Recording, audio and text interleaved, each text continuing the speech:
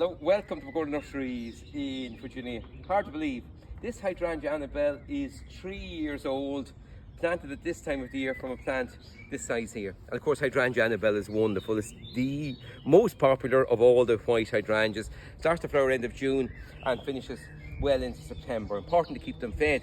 I'm going to feed this fellow now with some Flower Max. Flower Max is the fertilizer to encourage your plants to produce lots of flowers and brings out the size and the intensity of the flowers.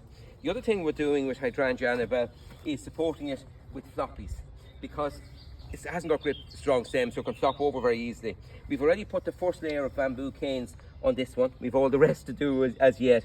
But what you do is you push the floppy into the ground and you run some bamboo canes from, these are Pig Tail Floppies, from one eye to the other eye. And the next one will be running from that one to that one. And that will hold up the hydrangea nice and steadily in a nice and simple way. It's important to get them in place now before they get too big and then start to flop over on you. And we certainly have to do that one and that one as well. So feed every 4 to 6 weeks of the Flower Max and get your supports in place.